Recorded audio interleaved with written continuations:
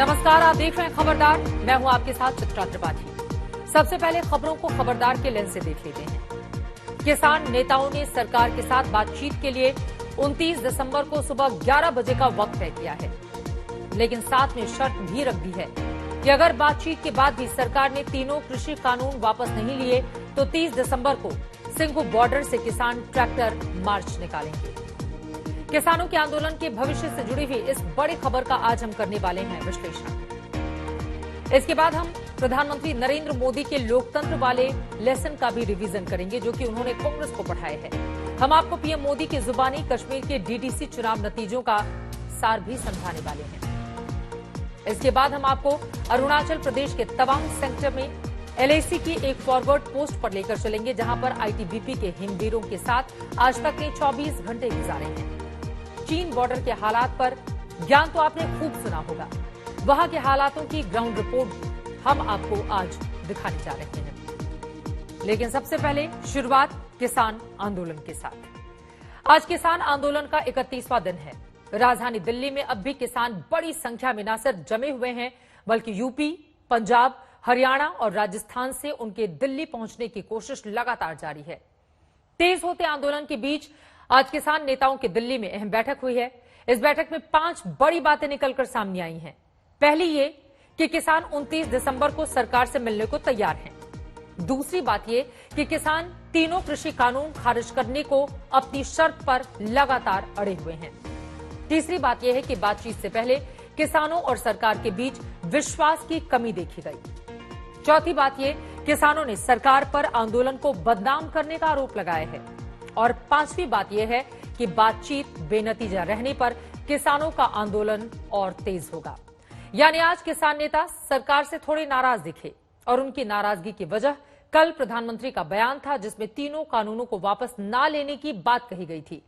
किसानों का मानना है कि अगर बातचीत करनी है तो इसके लिए माहौल बनाना चाहिए। वहीं किसान अपने साथियों को दिल्ली पहुंचने से रोकने पर भी खफा हैं।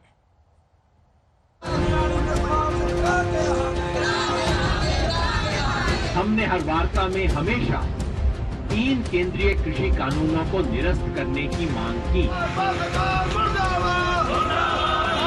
सरकार ने इसे तोड़ मरोड़ कर ऐसे पेश किया मानो हमने इन कानूनों में संशोधन की मांग की।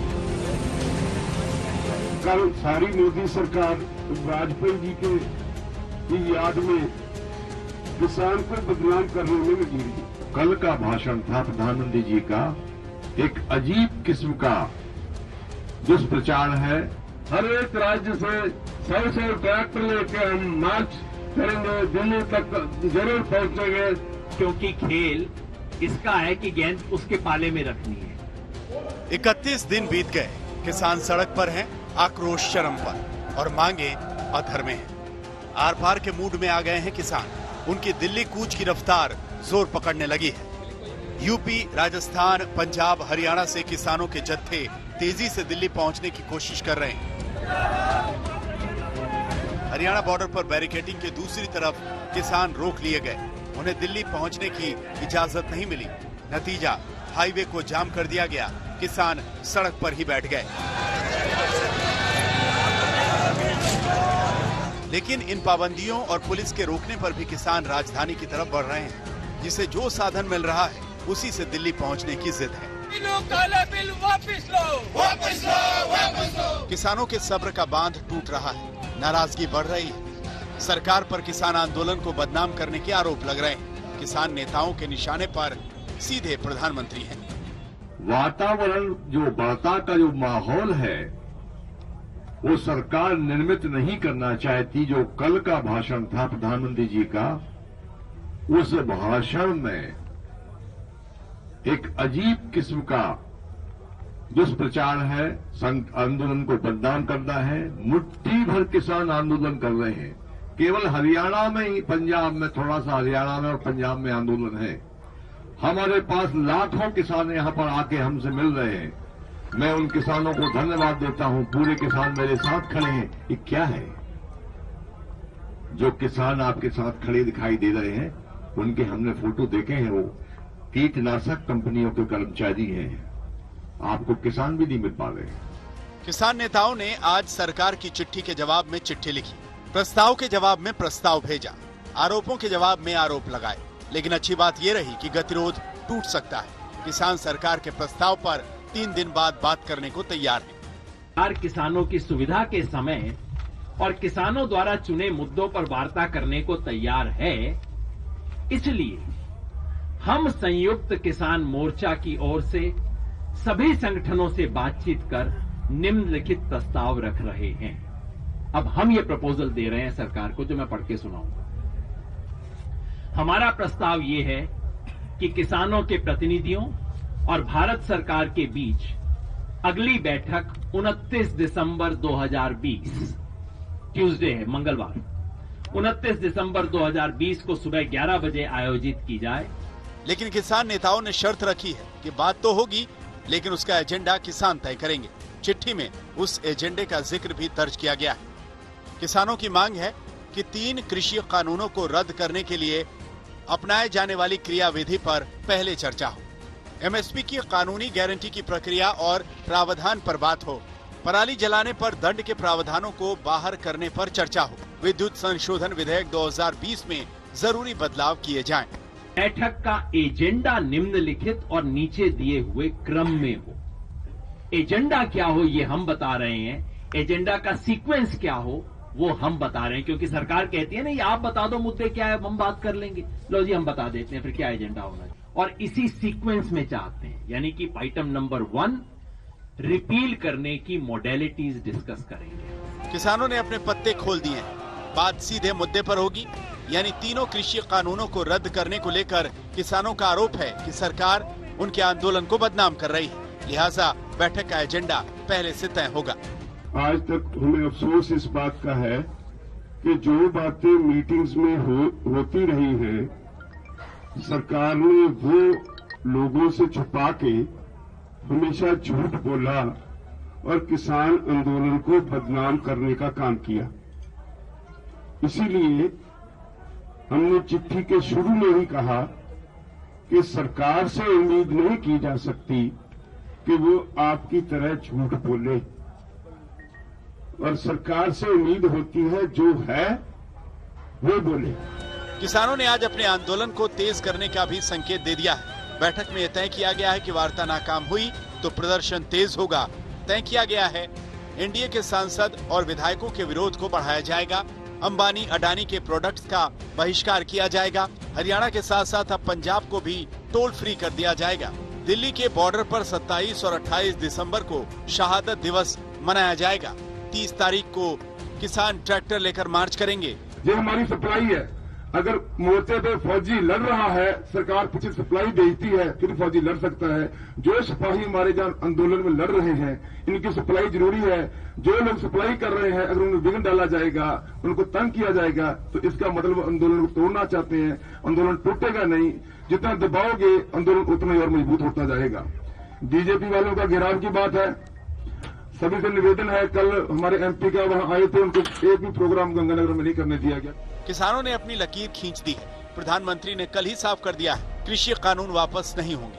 अब सवाल उठता है कि किसानों से अगर सरकार की चर्चा शुरू भी हो गई तो इसका भविष्य क्या होगा, क्योंकि दोनों पक्ष बातचीत तक पहुंचने के लिए नरमी के संकेत तो देते हैं, लेकिन इसके आगे समझौते तक दोनों पक्ष नहीं पहुंच पाते। आज तक ब्यूरो। अब आपको यह भी समझना चाहिए कि सरकार ने किसानों को समझौते के लिए जो प्रस्ताव भेजे थे वो क्या है और इसे किसानों ने क्या कहकर खारिज किया है। दरअसल कॉन्ट्रैक्ट फार्मिंग, जिस पर कंपनियां किसानों से पट्टे पर जमीन लेकर मनचाहा फसल उगाना चाहती हैं, इस पर सरकार ने अपने प्रस्ताव में 3 संशोधन के लिए वो तैयार हुई। पहला संशोधन, कॉन्ट्रैक्ट की रजिस्ट्री 30 दिनों के अंदर एसडीएम के पास होगी। दूसरा, किसानों की जमीन पर कंपनी कोई लोन नहीं ले पाएगी। और तीसरा, कॉन्ट्रैक्ट पर ली गई जमीन की कुर्की नहीं होगी। किसानों ने इस प्रस्ताव पर कहा कि कानून की मूल भावना में ही दोष है। कॉन्ट्रैक्ट फार्मिंग के जरिए बड़ी कंपनियां किसानों को मनमाने फैसले थोपेंगी। मंडियों को लेकर सरकार ने प्रस्ताव में निजी कृषि मंडियों पर सरकार ने 2 संशोधनों के लिए वो तैयार हुई थी। पहला ये कि निजी मंडियों पर राज्य सरकार फीस लगा सकती है, जबकि दूसरा, राज्य सरकार चाहे तो मंडियों में व्यापारियों का रजिस्ट्रेशन करा सकती है। किसानों का जवाब, राज्य सरकार को ताकत क्यों दी जा रही है? इससे किसान की मुसीबत में कोई कमी नहीं आएगी। सरकारी मंडी बढ़ाने की जगह निजी मंडी पर जोर क्यों है? और अब बात एमएसपी की। सरकार ने प्रस्ताव भेजा। एमएसपी पर किसानों को सरकार लिखित आश्वासन देगी। किसानों की ओर से कहा गया कि हमें आश्वासन नहीं बल्कि कानूनी गारंटी चाहिए। किसान व्यापारियों को स्टॉक जमा करने के अधिकार मिलने का विरोध कर रहे हैं। सरकार के प्रस्ताव में इसे बदलने से इनकार किया गया है। किसानों ने कहा इससे जमाखोरी बढ़ेगी। किसानों की मांग थी पराली जलाने पर 1 करोड़ जुर्माने का कानून वापस हो। सरकार के प्रस्ताव में कहा गया है कि समुचित समाधान किया जाएगा। किसानों ने कहा प्रस्ताव में कुछ भी ठोस नहीं है। किसानों की मांग थी बिजली संशोधन विधेयक 2020 से किसानों को रियायत दी जाए, उन्हें इसके बाहर रखा जाए जो दायरा है। सरकार का प्रस्ताव किसानों के लिए वर्तमान व्यवस्था में कोई बदलाव नहीं होगा, जिस पर किसानों ने कहा कि इससे सस्ती बिजली की गारंटी नहीं मिली हमें। सरकार की इस कोशिश के बाद भी बात नहीं बनी। किसान इसे छलावा बता रहे हैं। आगे बढ़ते हुए प्रधानमंत्री नरेंद्र मोदी ने आज जम्मू कश्मीर के लोगों को नए साल का तोहफा दिया है। पीएम मोदी ने आज जम्मू कश्मीर में आयुष्मान भारत पीएम जय सेहत योजना का शुभारंभ किया। इस योजना का लाभ जम्मू कश्मीर के 1.5 करोड़ लोगों को मिलेगा। सरकार इसका पूरा खर्च वहन करेगी। ये दुनिया की सबसे बड़ी स्वास्थ्य बीमा योजना है। ये योजना जम्मू कश्मीर के सभी निवासियों को मुफ्त बीमा की सुविधा मुहैया कराएगी। इसमें एक परिवार के लिए 5 लाख रुपए का बीमा कवर दिया जाएगा। ये योजना प्रधानमंत्री जन आरोग्य योजना के साथ काम करेगी। इस योजना की खासियत यह है कि इसकी सुविधाओं को देश के किसी भी हिस्से में पोर्टेबल किया जा सकता है, यानी कि देश में इसका कहीं भी इस्तेमाल हो सकता है। लॉन्चिंग के बाद पीएम मोदी ने लाभार्थियों से बातचीत की और कहा कि आज जम्मू कश्मीर के लिए बेहद ऐतिहासिक दिन है। आज जम्मू कश्मीर आयुष्मान भारत सेहत स्कीम शुरू की गई है। आप सोचिए, जब इस स्कीम के तहत राज्य के प्रत्येक व्यक्ति को 5 लाख रुपए तक का मुफ्त इलाज मिलेगा तो उनके जीवन में कितनी बड़ी सहूलियत आएगी। अभी तक आयुष्मान भारत योजना का लाभ राज्य के करीब 6 लाख परिवारों को मिल रहा था। अब सेहत योजना के बाद यही लाभ करीब 21 लाख परिवारों को मिलेगा।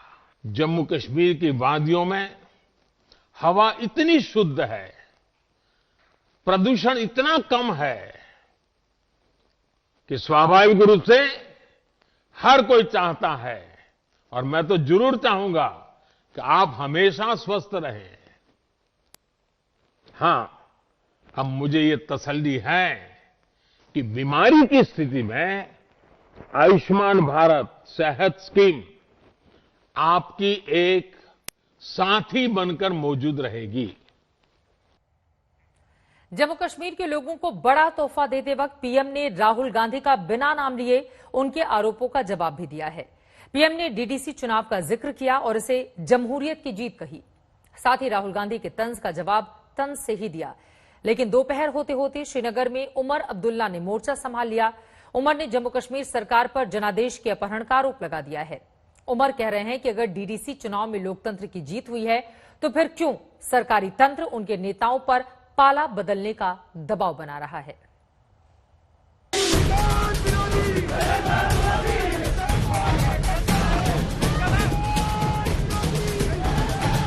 तरीका है डिटेन करना, मारना, पीटना, ये इनका तरीका है, बट हम नहीं करते नहीं। ये आप किस देश की बात कर रहे हो? ये कौन सी देश की बात कर रहे हो? डेमोक्रेसी या मतलब कौन से देश की बात कर रहे हो? इंडिया की बात कर रहे हो? इंडिया में कोई डेमोक्रेसी नहीं। डेमोक्रेसी इंडिया में ये मतलब आपके इमेजिनेशन में हो सकती है, मगर रियलिटी में है। करीब 48 घंटे पहले राहुल गांधी ने सरकार के चाल चरित्र और चेहरे पर प्रहार करने वाले अंदाज में सियासी तंज किया था। निशाना ये कि देश में आज अलग विचार रखने वाले दबाए जाते हैं। सरकार, उनकी पुलिस और पूरा तंत्र जाल बुनता है। लिहाजा भारत में लोकतंत्र अब सिर्फ कल्पना में है। अब बारी प्रधानमंत्री की थी। प्रधानमंत्री ने नाम लिए बिना राहुल गांधी को उसी अंदाज में जवाब दिया।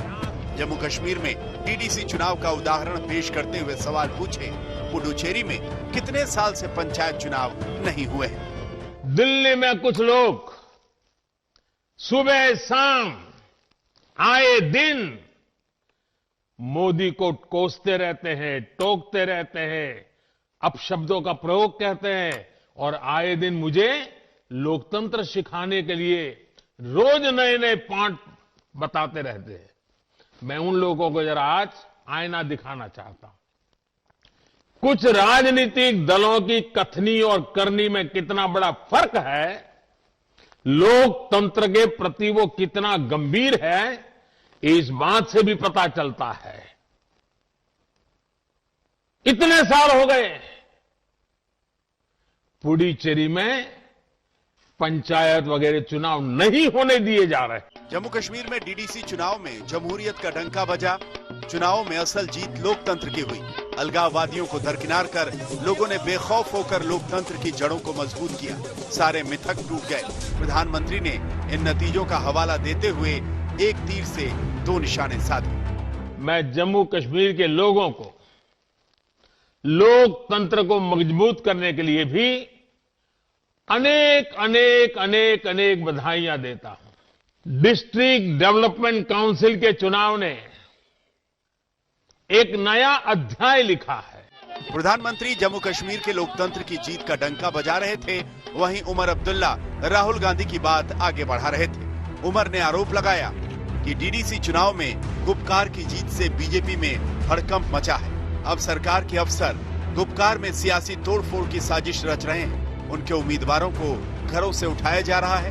धन, बाहुबल और सरकारी जोर जबरदस्ती का इस्तेमाल हो रहा है। पता नहीं किन वजहों से हुकूमत के कुछ अफसरों ने, किसके कमांड पे, ये हमें मालूम नहीं है, लेकिन नतीजे निकलने के बाद उन्होंने दखल देना शुरू किया है।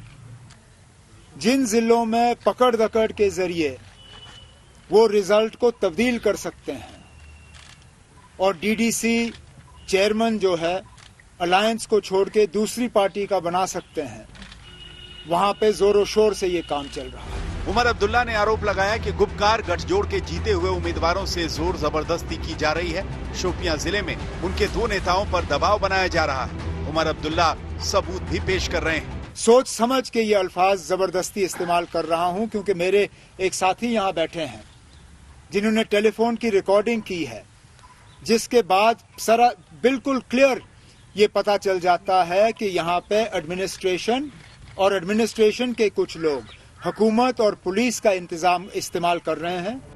उमर अब्दुल्ला के आरोपों में अगर सच्चाई है तो ये जम्मू कश्मीर में लोकतंत्र की जीत के जश्न को थोड़ा फीका जरूर कर रहा है।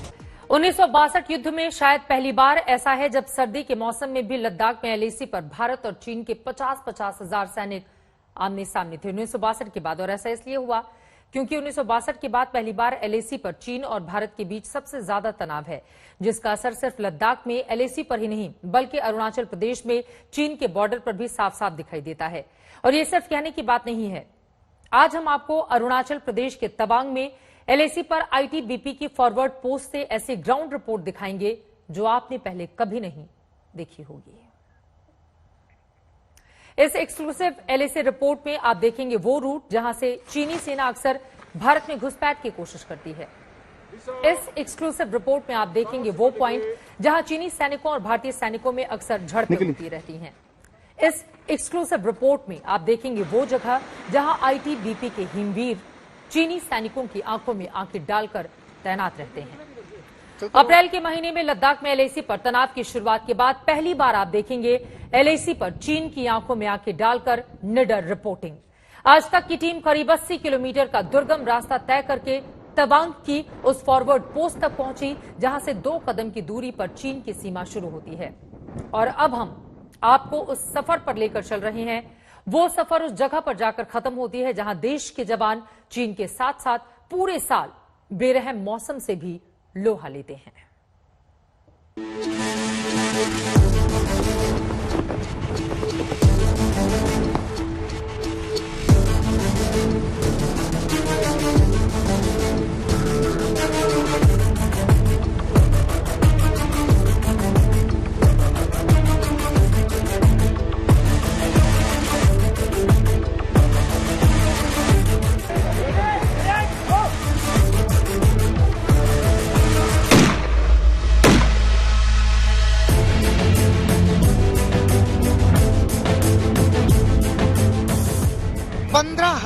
फीट की ऊंचाई पर, इन सुनसान पहाड़ों के साए में, जहां दुश्मन ताक लगाकर बैठा रहता है,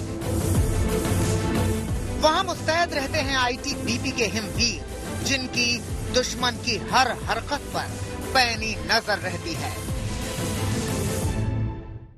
हम हिमवीर किसी भी मौसम में, मौसम चाहे सर्दी हो, गर्मी हो, चाहे बरसात, हम अपनी सीमा पर 24 घंटे तत्पर एवं मुस्तैद रहते हैं। जय हिंद।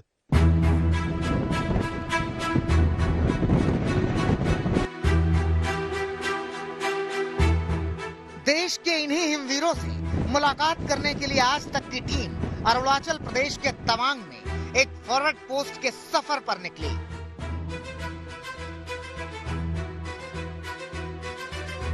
यहाँ पर सुरक्षा बलों के लिए यहाँ का जो स्थानीय पशु याक है वो अहम भूमिका निभाता है। यहाँ से रसद, उसके अलावा जो तेल है, साजो सामान है, उसको ले जाने में इसकी अहम भूमिका होती है। 90 किलो तक का वजन लेके ये आगे की जो फॉरवर्ड पोस्ट है, आईटीबीपी के जो जवान हैं, उनकी ये मदद करता है। सफर के दौरान ही हमें आईटीबीपी के हिमवीरों के बुलंद हौसलों का अंदाजा हो गया था, क्योंकि जहां आपकी लड़ाई दुश्मन और मौसम दोनों से हो, तो बुलंद इरादे ही जीत की गारंटी देते हैं। तवांग से करीब 80 किलोमीटर का मुश्किल रास्ता तय करने के बाद इस वक्त हम लैंड ऑफ एक्चुअल कंट्रोल के एक फॉरवर्ड पोस्ट यानी कि 0 पॉइंट पर पहुंचे हैं। यहाँ पर आकर लैंड ऑफ एक्चुअल कंट्रोल खत्म हो जाती है।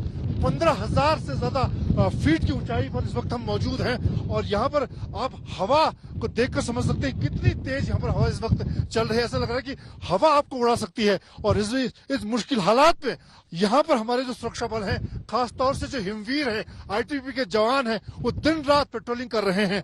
और ये फॉरवर्ड पोस्ट का वो 0 पॉइंट है जहाँ पर बिल्कुल जो सरहद है चीन से लगी हुई है। सामने जो झील नजर आ रही है वो चीन के इलाके में मौजूद है। और ये वो इलाके हैं तवांग के जहां पर खासतौर से एक तरह से हर रोज ही कह सकते हैं कि फेस ऑफ की घटनाएं होती हैं। आज तक पहला और इकलौता न्यूज चैनल है जो तवांग में उस फॉरवर्ड लोकेशन पर पहुंचा है जहां अक्सर चीनी सेना के साथ भारतीय जवानों की झड़पें होती रहती हैं। टीवी पर पहली बार आप 0 पॉइंट के साथ बर्फ से जमी उस झील को देख रहे हैं, जिसके साथ साथ बनी चीनी सड़क से चीन के सैनिक अक्सर भारतीय सीमा में घुस आते हैं। एलएसी पर नॉर्थ ईस्ट में तवांग काफी संवेदनशील सेक्टर्स में से एक है। 1962 के युद्ध के दौरान चीन की सेना यहीं से भारतीय इलाके में काफी अंदर तक घुसने में कामयाब हो गई थी, लेकिन चीन की सेना अब दोबारा ऐसा करने की सोच भी नहीं सकती।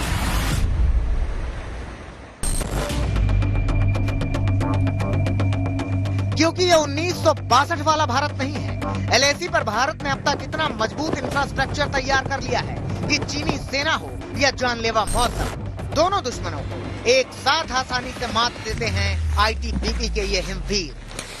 दिन और रात के वक्त लगातार जो पेट्रोलिंग का काम है वो चलता रहता है। सभी जवानों को अत्याधुनिक हथियारों से लैस किया गया है। इनके पास AK-47 से लेकर इंसास, बरेटा और मोटार जैसे हथियार हैं। इसके साथ ही अगर दूसरा जो दुश्मन यहाँ पर है, मौसम की जो मुश्किलें हैं उससे निपटने के लिए सभी तरह की जो एक्सट्रीम कोल्ड कंडीशन के लिए जो कपड़े हैं, क्लोथिंग है, वो मौजूद है। उसके अलावा हेलमेट, ग्लव्स, सभी तरह के, जिससे जवान न सिर्फ चीन जैसे दुश्मन से निपटे।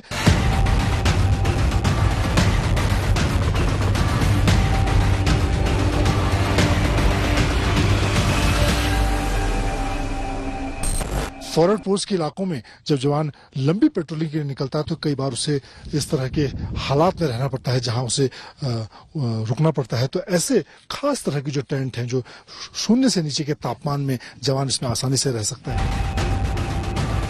हाई क्वालिटी उपकरण, कपड़े और स्नो बूट जैसी जरूरतों से बेफिक्र आईटीबीपी के इन हिमवीरों का पूरा फोकस सिर्फ 2 चीजों पर होता है। एक, दुश्मन की हर हरकत पर नजर रखना और उसकी हर गलत हरकत का मुंहतोड़ जवाब देने की तैयारियों को परखते रहना। चीन से लगने वाली तवांग सरहद पर बर्फबारी शुरू हो चुकी है। तापमान 0 से नीचे जा रहा है और यहाँ पर आईटीबीपी के जवान एक गोली एक दुश्मन की तर्ज पर यहाँ पर लगातार अपनी हथियारों की तैयारी कर रहे हैं। एक गोली एक दुश्मन की प्रैक्टिस हो या ऊंचे ग्लेशियर पर चढ़कर दुश्मन के खिलाफ कार्रवाई को अंजाम देना हो, ये इन जवानों के लिए रोज का काम है, फिर चाहे परिस्थितियां कैसी। 10,000 से लेकर 15,000 और उससे ऊपर की ऊंचाइयों पर भी आईटीबीपी के जवान पूरी तरह से मुस्तैद हैं। खासतौर से इस वक्त लद्दाख से लेकर अरुणाचल तक जिस तरह के हालात हैं चीनी सेना के साथ, यहाँ पर दिन और रात मुश्किल हालात में ये जवान यहाँ पर बर्फबारी के बीच पेट्रोलिंग कर रहे हैं। आपने देखा होगा कि हर जगह पे आपको जवान बहुत ही सतर्क मुस्तैद और मिले होंगे आपको। खास करके जो वर्तमान पहले से भी हम काफी हमेशा जो हमारी ड्यूटियां हम सतर्कता से ही देते हैं हम लोग, और अपनी जो सरहदें हैं उसकी निगरानी में कहीं कोई कोताही ना बरती जाए, कहीं कोई कमी नहीं हो, इसका हम पूरा ध्यान रखते हैं। लेकिन जैसे वर्तमान परिस्थितियां थोड़ी सी बदली हैं तो मुझे लगता है हमारी जिम्मेदारियां और ज्यादा बढ़ गई हैं।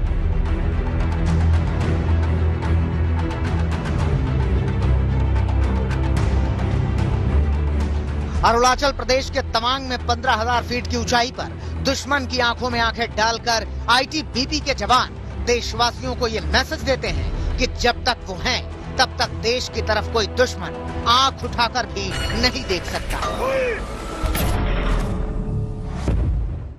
मातृभूमि और इस पे उसके सम्मान पे, उसके गर्व पे और उसकी जो एक विश्वास है उस पे कभी भी हम कभी आंच नहीं आने देंगे। जब तक हिमवीर हैं यहाँ पे, जब तक हमारी फोर्सेस यहाँ पे लगी हुई हैं, दिन रात हम चौकन्ने हैं और ये विश्वास इस देश को जरूर होना चाहिए कि जब तक हमें कुछ नहीं होगा। यही वो विश्वास है जिसके बल पर हम और आप चैन की नींद सोते हैं। लेकिन सरहद पर तैनात जवान भी हमारी और आपकी तरह ही होते हैं। अपनी कड़ी ड्यूटी के बाद मिले वक्त में वो नाचते हैं, गाते हैं, साथ में खुशियां मनाते हैं।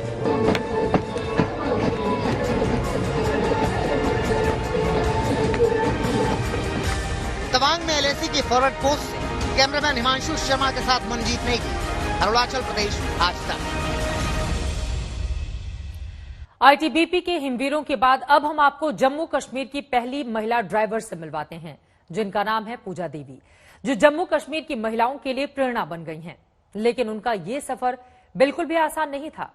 जम्मू कश्मीर की पहली महिला बस ड्राइवर की जिंदगी के सफर की कहानी हर किसी को जाननी चाहिए।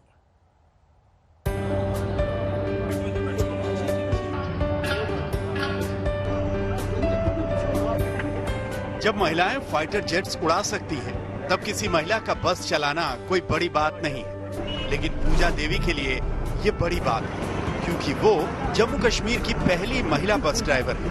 उन्हें बस चलाते हुए देश ही नहीं बल्कि दुनिया देख रही है।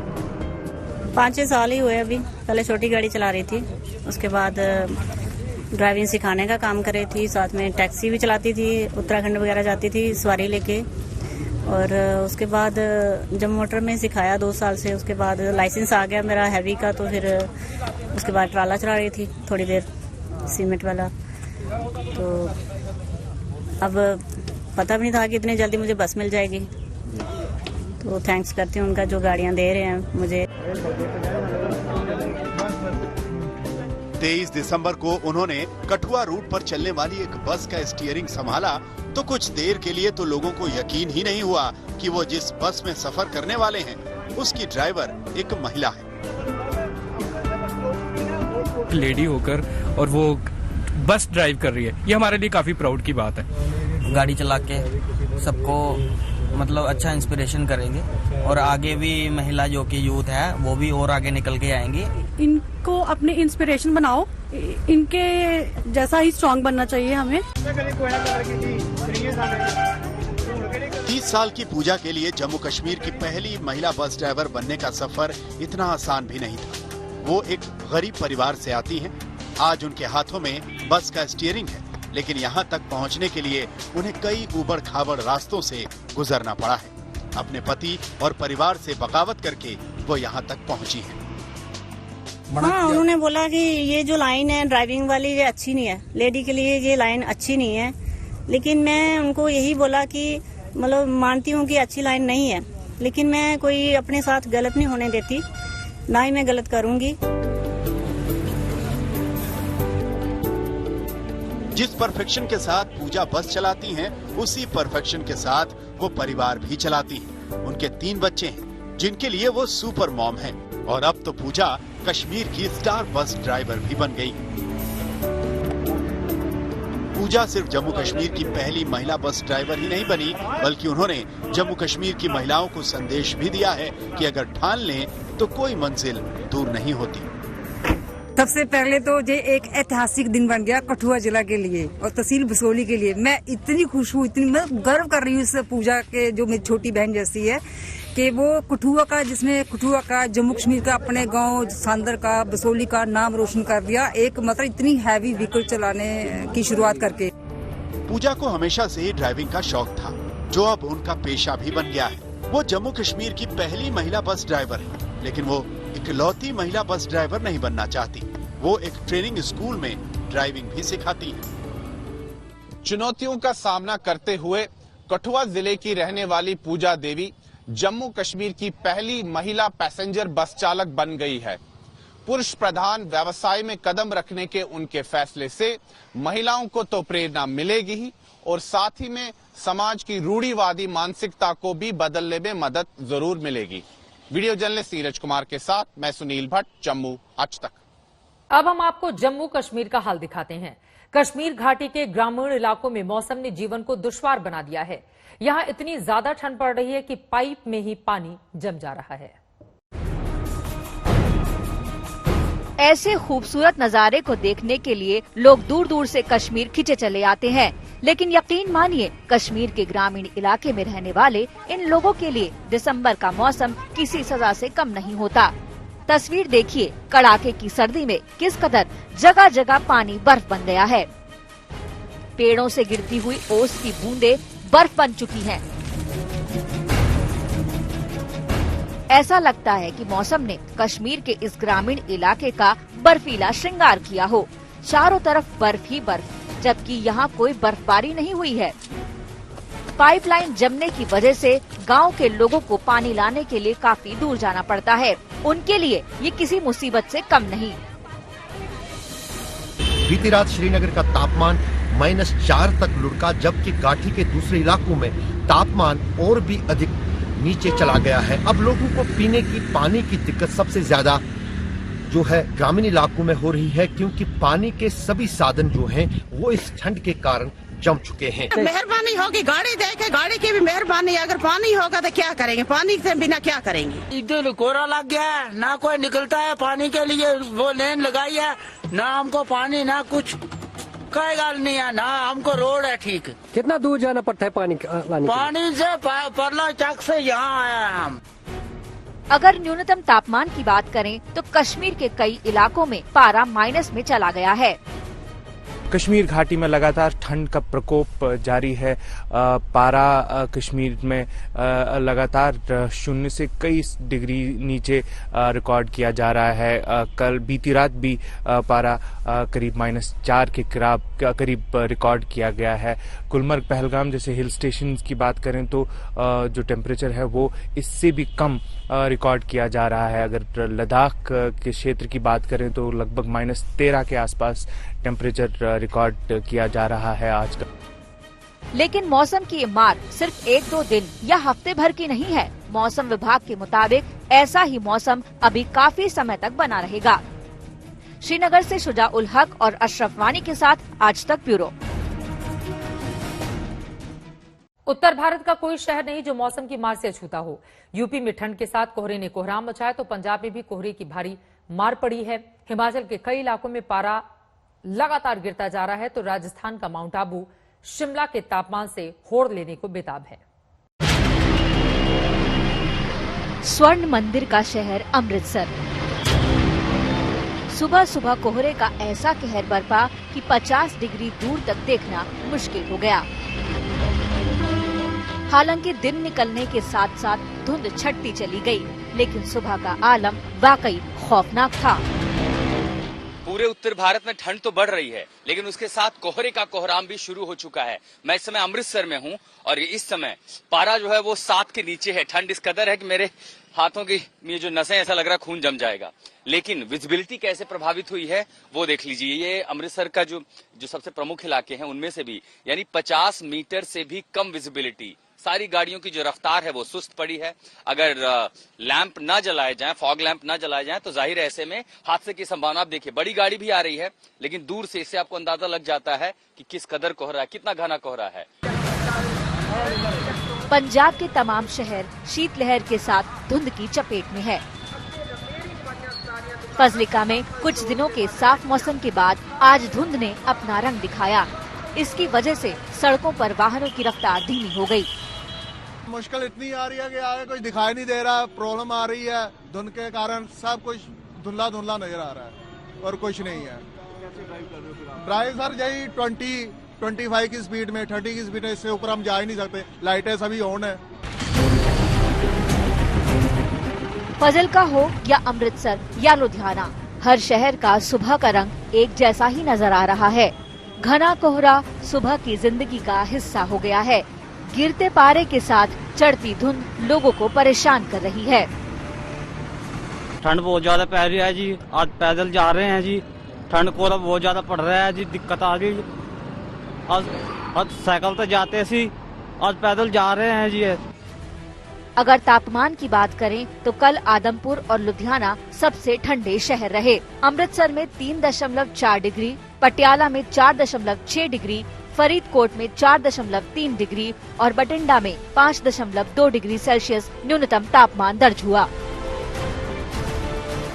हिमाचल में नवंबर में हुई बर्फबारी के बाद मैदानी इलाकों में ठंड बढ़ी, लेकिन उसके बाद लगातार खिली हुई धूप यहां पर निकल रही है। ये धूप और ये तापमान बहुत जल्द नदारद होने वाले हैं, क्योंकि हिमाचल की वादियों के ऊपर हिमालय पर्वत के आसपास एक पश्चिमी विक्षोभ बन रहा है, जिसके बाद अगले 24 से 48 घंटों में मौसम पूरी तरीके से बदलने वाला है।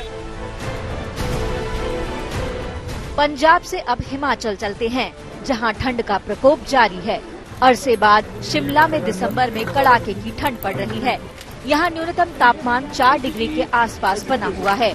नवंबर में पहाड़ों पर हुई अच्छी बर्फबारी की वजह से पूरा राज्य जबरदस्त शीतलहर की चपेट में है। सर इस बारी ठंड कुछ पिछले साल के से कुछ ज्यादा है और इस बारी कोहरा पड़ना भी जल्दी से शुरू हो गया है। इस कारण से ठंड बहुत है, जिसके कारण ये लकड़ी जला के थोड़ा सेकना पड़ता है, हाथ गर्म करना पड़ता है। हिमाचल प्रदेश का कुल्लू मनाली इलाका भी भयंकर ठंड की चपेट में है। मनाली समेत तमाम ऊपरी इलाकों में ठंड लगातार बढ़ती जा रही है। आलम यह है कि घाटी में बहने वाले नदी नाले भी जम चुके हैं। ज्यादातर इलाकों में तापमान माइनस में पहुंच गया है। बीते कुछ दिनों से कुल्लू मनाली में रात का तापमान 0 से लगभग 3 डिग्री तक नीचे पहुंच रहा है।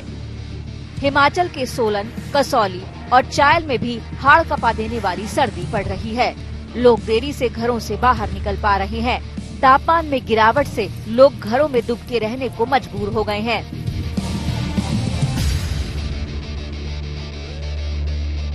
अब रेगिस्तानी सूबे राजस्थान की बात करते हैं।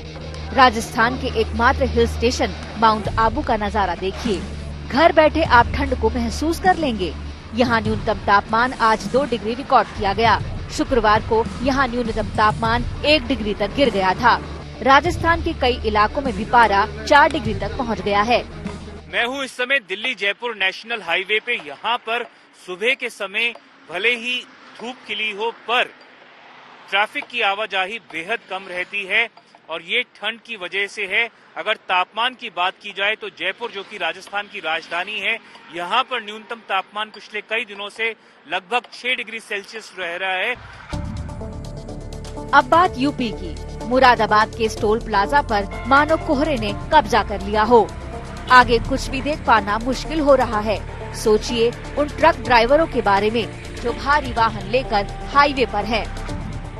कोहरा ज्यादा हो रहा है, दिक्कत काफी हो रही है और ठंड भी बहुत काफी ज्यादा है। हाथ पैर काम नहीं कर रहे, ठंड में लोगों को घर से नहीं निकल रहे लोग बाहर। कानपुर में भी बुरा हाल है। धुंध का साम्राज्य दूर दूर तक नजर आ रहा है।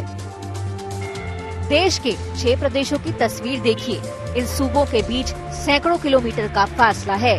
लेकिन इस समय मौसम की वजह से सारे प्रदेश परेशानी झेलने में एक दूसरे के करीब आ गए हैं। कहीं सर्दी, कहीं कोहरा और कहीं बर्फ। आज तक ब्यूरो।